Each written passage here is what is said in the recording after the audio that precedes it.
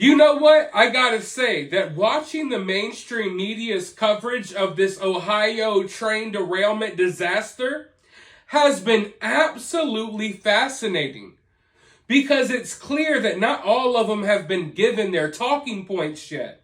And even if they have been, it's really hard for them to cover this story because if they downplay this story, they then in turn downplay everything they've been talking about for the last few years. I mean, these are the same people that were trying to tell you all that the world would explode if we continue to use gas stoves. They were trying to scare people out of using gas stoves because it was bad for the environment and you breathe in toxic chemicals. They were just trying to tell us this stuff 3 weeks ago, 2 months ago, and now they're expected to kind of ignore or to downplay what's happening out there in Ohio. And it's not working out because these people have been told for the last few years that they got to scare us. No matter what happens in the environment, they got to scare us about the weather. They got to act like we've never seen bad weather before.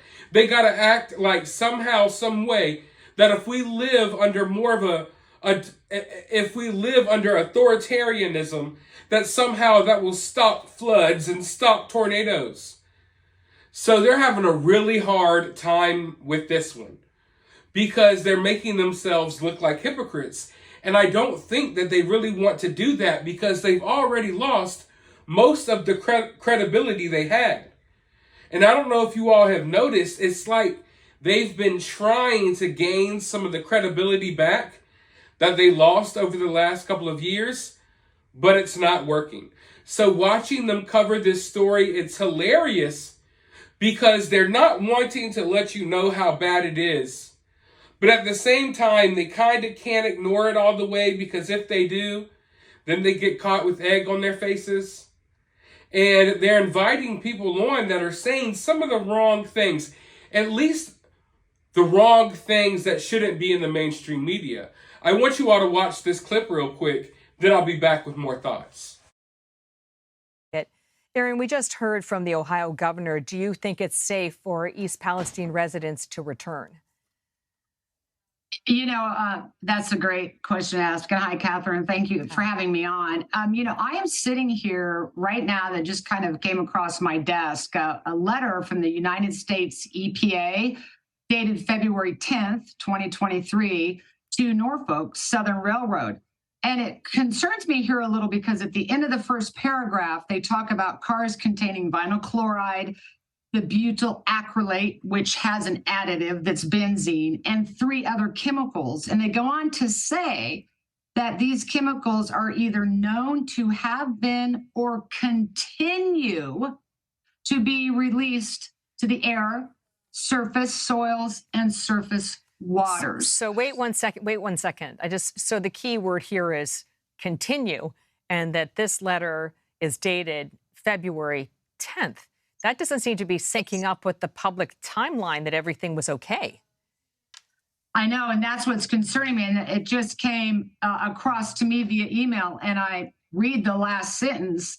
Chemicals are known to have been or continue to be released to the air, surface soils, and surface waters. So to answer your question, is it safe? There is so much confusion and so much information. And then reading something like this, I would tell you, I would certainly feel uncomfortable and not safe. It continues to leak out. Yes, of course.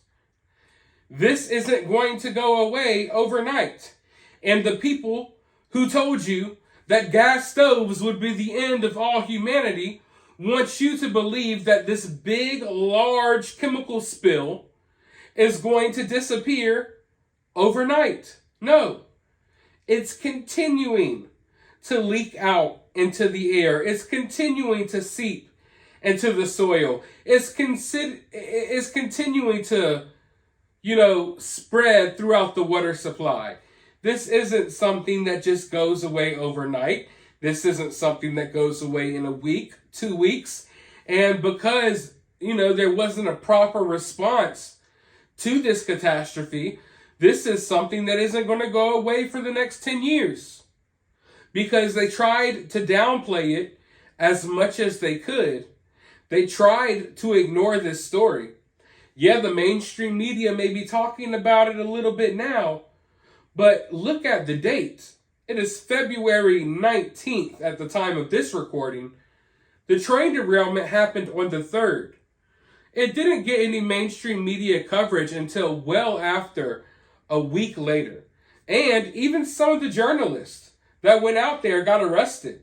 So it's not like they've been playing fair with some of these reporters. One thing that I've realized is, I absolutely hate the mainstream media. But there are still good reporters out there that try to get us good news, that try to cover stories that matter. It's just they're not put in the forefront. Their stories and their journalism is put on the back burner while they put nonsense in your face 24/7. But like I said, I'm going to continue to watch how this whole situation plays out. But I think it's fascinating watching the mainstream media cover this story because they got to run their cover-ups. They can't tell you how bad it is. They can't really point the finger at who they should be pointing the finger at. But in this story, it's one of those situations where, the more you downplay it, the more you make yourself look bad. Because, why would you downplay this while talking up all of the other things they have been talking up for years? So, like I said, I just find that interesting. I wanted to know if any of you all have noticed that as well. If you have, let me know down in the comments. While you're down there, hit the thumbs up, hit the subscribe, ring that notification bell, and I'll talk to you all in the next video.